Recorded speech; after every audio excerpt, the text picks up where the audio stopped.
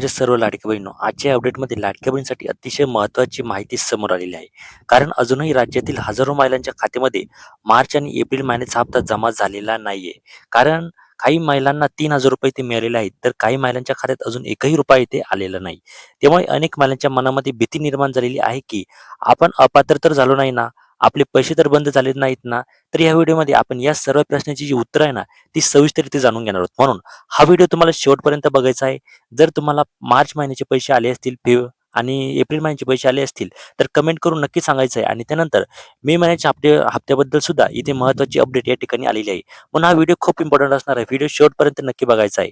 बघा, सर्वात आधी एक गोष्ट समजून घ्या. सरकारकडून 14 मे पासून मार्च आणि एप्रिल महिन्याच्या हप्त्याचं इथे वितरण सुरू केलेलं आहे. अनेक महिलांच्या खात्यात पैसे जमा झालेले आहेत आणि अजूनही टप्प्याटप्प्याने पैसे पाठवले जात आहे. त्यामुळे ज्यांच्या खात्यात अजून पैसे आले नाही, त्यांनी अजिबात घाबरायची गरज नाहीये. बघा, इथे काय झालेलं आहे, की 14 मे पासून वितरण सुरू झालेलं आहे आणि आजची जी तारीख आहे, ती 16 मे आहे. 16 मे रोजी सुद्धा इथे वितरण जे आहे ना, हे खूप मोठ्या प्रमाणावर आज होणार आहे. त्यामुळे कुठल्याही प्रकारचं घाबरायचं नाही. तुम्हाला पैसे 100% तुमच्या अकाउंटवरती जमवणार आहे.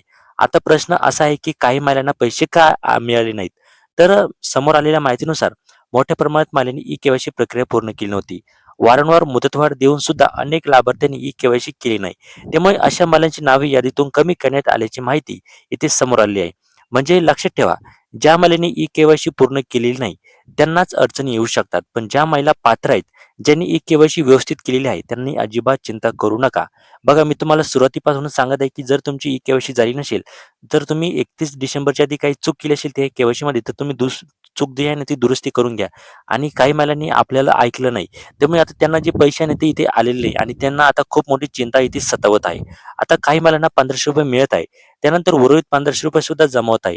त्यामुळे तुमच्या खात्यात एकाच वेळी ₹3000 आले नाहीत, तर अजिबात घाबरून जायचं नाही. कारण की आधी ₹1500 येणार आहे, त्यानंतर एप्रिल महिन्याचा हप्ता येणार आहे. आणखीन एक महत्त्वाची गोष्ट सांगतो. यापूर्वी देखील अनेक वेळा हप्त्याचे पैसे काही दिवस उशिराने जमा झालेले आहेत. त्यामुळे या वेळेसही वितरण प्रक्रिया काही दिवस सुरू राहू शकते.